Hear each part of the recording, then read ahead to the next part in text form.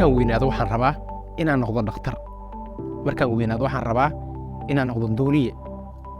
waa shaqooyinka inta badan ay ku riyoodaan carruurtu markay yaryar yihiin gaar ahaan markay waxbarashadu bilow u tahay laakiin dunida casriga ah hadda waxaa ku soo siyaaday shaqooyin kale oo dhallinyarada ay rabaan in ay mustaqbalka ku takhasusaan baarisna ay ku samaynayaan haddaba sanadkii tegey shaqooyinka ugu badan ee la baaray waxaa laga raadiyey barta Google waxaana kaalinta koowaad soo gashay shaqada duuliye weli waa shaqariyeedka dad fara badan oo adduunyada ku nool laakiin sidoo kale waxaa boosaska ugu horreeya soo galay youtuber dancer heesaa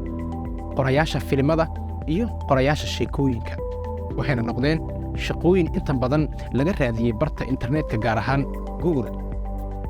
weliba shaqooyinkan hadda aan soo tilmaamnay waxay ka horreeyaan shaqooyinkay in badan dadku ay raadin jireen sida macallin dhakhtar iyo xitaa garyaqaan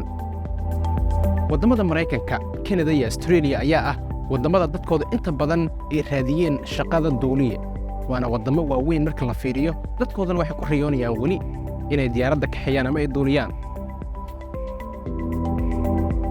waddamada geeska Afrika sida waddanka Ethiopia Kenya Uganda Tanzania shaqooyinka ugu badan ee dadkoodu ay raadiyeen isla markaana ay ka baareen barta Google iyo internetka waxay ahayd wax qorista sida qorista filimada iyo sheekooyinka laakiin waxaa cajiib oo la yaabi doontaa dadka Soomaaliyeed shaqada ugu badan ay ka raadiyeen barta internetka gaar ahaan Google waxay ahayd shaqada lagu magacaabo scientist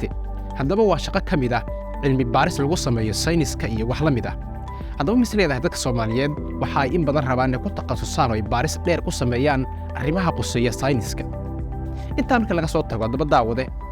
adigu weligaa Google ma ka raadisay shaqo maxayse ahayd shaqadii ugu badnayd ee aad ka baartay barta Google